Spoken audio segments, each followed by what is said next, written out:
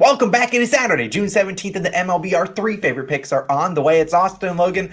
Let's recap yesterday, although I do not want to. It was another 0-3 day. Felt like our 5-2 run. We felt like some good vibes were coming, and then we bounced back with an 0-3 day. Let's talk about it. Now, my Yankees, Red Sox, that was my pick, the under 5.5. Yeah, I never stood a chance. Now, that was a terrible pick on my end. The Marlins and Nationals, no one foreseen, did not cash. If you managed to bet the tie, you cashed out, and very, very lucky. But look, Sandy, our Nerfy goat, couldn't get it done. Nerfies are going to go on timeout. We're not taking a Nerfy today. So if you only come with 4-0 on first innings, well, you might as well just skip forward. But the real bad beat of the day, and Logan, I know, is just in shambles this morning, is Mariners team total over 4. If you watched that game, I'm sorry if you're a Mariners fan, because the Mariners won outright, which was Logan's first lean. And with 3 runs, solid 2 for 15 with runners in scoring position. They had multiple times where they actually had bases loaded, 0 outs, and could not score. That basically summarized our June. I mean, we have not had any luck to go our way. I know we had a 5-2 for 2 days, but no luck. And I'd like to say, I mean, this is kind of rock bottom for us. I mean, we have really struggled really all of June. Only way really to go is up. We're eventually going to get some luck to turn our way. And I'm confident it hopefully starts today. Getting Nerfies off the channel for a little bit until, we find a groove there. But look, we're diving in today. I don't really like to promote any sportsbook promos because on bad days, but there is one for BetFred if you want to check it out. Links are in the description. But Logan, you got 2 picks today. I'm going to let you lead it off with the first one, a team total. What's it going to be? Yeah, I do real quick though want to talk about in a day where nothing went right and it was just disgusting in the Mariners game. I went to bed just sick from that one. I stayed up way too late watching them just squander so many runners in scoring position. But that's gambling, unfortunately. But what is a little bit fun about gambling, because you have to have fun every now and then, is everyone's favorite word, the ladder challenge. So in our Discord/Dub Club, I just kind of, for funsies, I was like, let's see how many days I can get without Austin, right? This is something I just went rogue and did. I did cash day 1 of the ladder challenge, as you can see. And so I will be on day 2. If you have FOMO and fear of missing out on this ladder challenge, you can go join our Dub Club, which really does, that's how you get more interaction with Austin and I. I do respond a lot in the Discord to you guys. So unlike the COS All-Stars, I know I love you All-Stars, but I respond and I'm way more active in the Dub Club. So that's kind of where I'm building the ladder. So the link is there if you do want to join our Dub Club. I'm just saying it is worth it. And let's see. I'm going to keep climbing. I'll see how much I can do. And I'm definitely, I want to give those paid members something a little bit extra, because, the free picks on this channel have just been ice most of June. So I'm like, let's have a little bit of fun into the ladder there. But Austin, my first pick today, which we do need a winner in the worst way, going to the Astros game, and I'm taking the Astros team total over 4.5 runs. Plus 110 odds on BetMGM is currently your best value for this one. I love the plus value I'm getting at the 4.5 range. You can take the 4 for a little bit of safety for the push potential at minus 128 on FanDuel, but I'd rather not lay that juice for just a push, right? I want the plus value at the 5 runs, because it's either kind of like an all or nothing to me. I think either the Astros are going to soar over this, or they're going to give me a great Mariners performance and maybe 2 for 16 with runners in scoring position. Let's see if they can top what the Mariners did, took me behind the shed last night. But I think after getting cooked by Abbott yesterday, the Astros will bounce back and hit Hunter Green hard today. Now, a lot of people love Hunter Green. A lot of people love backing the Reds, and I get it. Reds are a great story. I love the plus money y'all are getting over there. But Hunter Green is one of those pitchers that, if you look at his ERA and WHIP, 4.01 ERA, 1.34 WHIP, those are okay, but he's a 2-pitch pitcher. 55% fastball, 39% slider. So when you're a 2-pitch pitcher, I of course have to go investigate how the Astros are hitting versus those two pitches, the fastball and the slider. You've got Altuve hitting 273 and 500 respectively. You have Tucker, 349 and 195 respectively. Alvarez, 288 and 237. You got Bregman, 229 and 205. He's kind of the weak link in here. He doesn't hit those pitches all that well, but Bregman, he's been up and down most of the year. You got Dubon, 373 and 245. You got Pena, 243 and 268. So I just said all those averages, and to sum it all up, several of these hitters have good averages versus Green's primary and secondary pitch, meaning they can look fastball and they can also look slider. And a pitcher like that, I just think might have some trouble today. Why? Because yesterday I was spot on with my analysis of Kopech, which really just makes that pick, infuriating. Because I told you, Kopech fastball, and then if his secondary pitch isn't working, he's walking batters. Well, Green's no different. If his secondary pitch isn't working, he's 39th percentile in walks. So it's fastball and slider, and those are the pitches the Astros batters will be hunting today. And when they're hunting it, when Green gives up hits, it's usually hard contact. 46% hard hit percentage. That's terrible. That's one of those. That's just screaming extra base hits. And then speaking of extra base hits, Green hasn't allowed a home run in 3 straight starts. Good for him. But what I look at that is like, I think you're due, buddy. Prior to that, he allowed a homer in 4 straight starts, 7 in those total 4 starts that he was allowing homers in. Multiple home run games in there. That's just danger sign if you are backing the Reds. I know Hunter Green is a strikeout specialist. He is really, good at throwing hard. Sometimes when you throw hard, you throw erratic, you miss your locations. And the Astros could be able to put one in the seats today. Cincinnati is 11th in bullpen ERA. They were great yesterday, holding down that Astros offense. But can they follow it up with another good outing? I could see them giving up a few runs for sure. So I definitely think there's several pathways to victory for this one, for the Astros to come out and hit Hunter Green hard. So that's going to be my first pick today. But Austin, what do you got for the people? Yeah, Logan, I'm at the point in the MLB where I can't buy a winner. I brought up the octopus shirt. OGs would remember it. And honestly, I sometimes play some random parlays on sleeper, some no home run parlays just for fun. I put Andrew Benintendi in there, who had not hit a home run all year long. And wouldn't you know, he hit his first last night. That just basically summarizes where my picks are at in the MLB. But I'm going to go back to a pick that we cashed a couple days ago, a similar type pick, because honestly, I need to see one go through the hoops. But let's talk about this one. I'm going to give some pivots for people that might not be on FanDuel for different things that I consider. Now, I'm going to go to the Mets and Cardinals game. Here's what I'm taking. Taking the Mets plus 2.5 in the first 5 and taking the over 3.5 runs in the first 5 here. It's about minus 113 on FanDuel. It's kind of bouncing around between minus 113 and minus 123. Now, in order to enter this, you go to your FanDuel account. You go to the first 5 innings tab, and you're going to have to scroll down a little bit. You're going to see first 5 alternate lines, not only for, run lines and also total runs. You're going to take Mets plus 2.5 and take the over 3.5 in the first 5. Now, for people that don't have FanDuel and maybe need some pivots, here are my 2 pivots.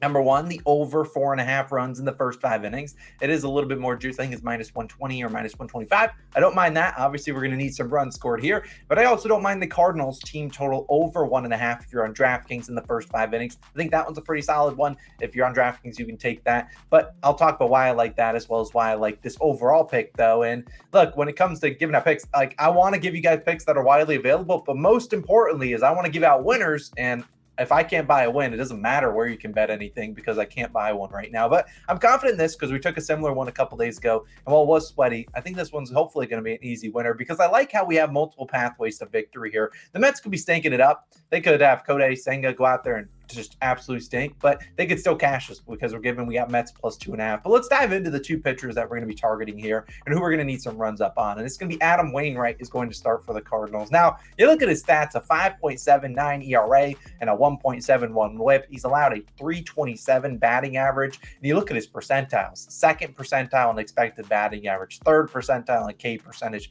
1st percentile in whiff percentage, 8th percentile in expected slugging, and his expected ERA is 6.12. It's very rare that you find a pitcher with such a high ERA at 5.79 and have his expected ERA even higher. Waino just has not been there this season. And if there is a team to make Waino look good, it's probably the New York Mets, but I still think that they'll be able to get some runs up on him. And if they can just muster together 2 runs on Wainwright, we got a very good chance at cashing this, assuming Senga doesn't, give up 5 earned runs. But you look at Waino, his last, he's just not been great. You look at his last couple starts, 4, 2, 5, 3, and 3 earned runs. He has he's been giving up a lot of earned runs here and a lot of hits. And the Mets have seen Waino a good amount. They don't necessarily have the best splits first in, but 166 total plate appearances, a 16.9 K percentage, and a 277 batting average. Like, the Mets are an offense, sure, they go hit or miss, but this Waino is really struggling to get the swing and misses. Like I said, you heard all the percentiles, really struggling there. If they can just find the gaps, get some extra base hits, even just get a bunch of singles, I think this Mets team can muster together a couple runs,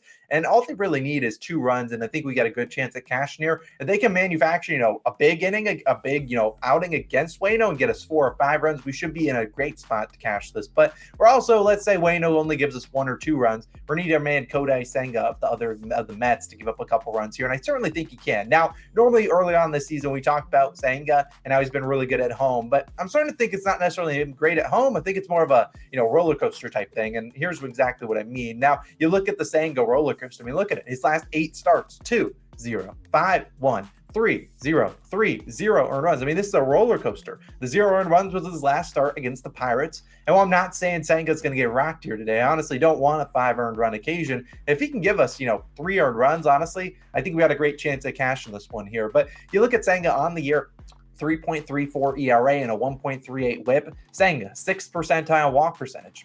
Look, he's a guy that sometimes when he's not getting those swings and misses, he's going to give up some walks, and he's going to give the Cardinals team some opportunities to score. And he's 30th in hard hit percentage, 19th in chase rate. He has, his forkball that he will throw. But this is the Cardinals lineup that we know we can't trust the Cardinals bullpen at all. You're betting Cardinals money line, good luck. Couldn't be me. But I think this offense can at least manufacture some runs. Yesterday, only scored 1 run. They went 5 for 60 from the plate. Yeah, I mean, look. Not going to win a lot of games, or not 5 for 60, 5 for 30, batting 167 yesterday. So you're not going to win a lot of games doing that. But also, if you look at the meat of their lineup, the Gorman, the Goldschmidt, Arenado, those guys went 0 for 12 combined. Like, the Cardinals aren't scoring a lot of runs when their 2, 3, and 4 hitters are going 0 for, but I find it very unlikely all 3 of those guys do not get a hit today. I think they manufacture some runs. So if we can see Senga give up, 2 earned runs, I think we got a good chance cashing here, assuming the Mets can get at least something up against Waino. So I do like this one. I think it's a good one. Mets plus 2.5 in the first 5 and the over 3.5 runs for the first 5. It's not crazy juice. I'm not going to hand out it's minus 150 play, minus 113, minus 120, not terrible value here. So I really like it. I think we had a good chance. This is the same game parlay you'll do on FanDuel. I gave you a couple pivots at the start of the pick. I think this is a good one. But Logan, wrap it up. You got a second pick, our third one of the day. What's it going to be?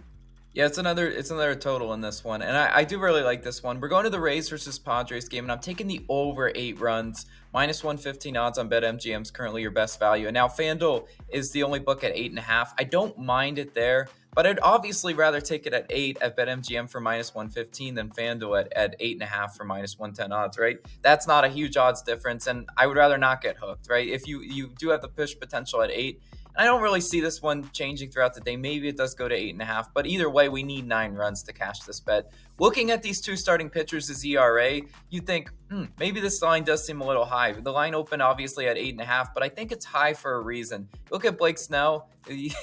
Blake Snell revenge game, pitching against his former team, the Rays. I don't think it's a Blake Snell revenge game at all. Blake Snell, 3.78 ERA and a 1.33 WHIP on the year. His expected ERA, funny enough, 4.84. That makes sense. I think he's closer to a 4.5 or almost 5 ERA type pitcher. The way he walks batters. Snell, 11th percentile in walk percentage. That's just, I don't know how you can trust a guy that walks as often as he does. And the Rays can hopefully make him pay. I say hopefully because Kopech had 6 walks yesterday, and I'm tired of talking about that pick. But Tampa Bay is hitting 288 with runners in scoring position. That's second best in baseball, which means that if Blake Snell was walking batters today, that can really come to bite him in the butt today, and we could definitely get some hits and run opportunities on Blake Snell. You look at Snell's K-prop as well, just doing some additional maybe player prop reading. Minus 120 on the over. He's had 6+ Ks in 4 straight starts, including 8 and 12 in his last 2 starts. I don't mind his under in Ks as a player prop. I'm just throwing that out there. I know Austin didn't give you a player prop, but if you want a player prop, maybe his under in Ks is a thing, because Tampa Bay is such a good offense, especially on the road. Tampa Bay first in batting average on the road, hitting 265, and second in OPS on the road. I think this Rays offense can make Blake Snell pay today, and hopefully we can also get some runs from the Padres to contribute to this total against Zach Eflin. Zach Eflin, 3.28 ERA and a 1.00 WHIP on the year. Eflin has had a great season, and if you've been watching Eflin, he's really, really good at inducing a lot of ground balls. Look at his pitch mix this year. Sinker 34%, cutter 30%, and curve 27%. I'm going to put these Padres hitters up on the screen and show you how their splits do versus those 3 pitches. I'm not going to list them all at one by one, but they are hitting pretty decent, right? We're getting a lot of 286 batting average, 278 type batting average against that pitch mix, which means that these Padres hitters hopefully are not just going to roll over on the sinker, because rolling over on the sinker is exactly how Eflin's been inducing these ground balls. And, San Diego, you think Padres, you think bad at runners in scoring position, bad offense on the year. I think they're actually going to probably upswing just because it's the law of averages, and there's some talent in this lineup for sure. San Diego hitting 253 at home in their last 3 games, which is an improvement from their season average, which is only 241. I think they're at least trending in the right direction. Last night, they put up another stinker, but that's to be expected. Tampa Bay 15th in bullpen ERA. San Diego is 4th in bullpen ERA. I still think there will be run opportunities late in this game.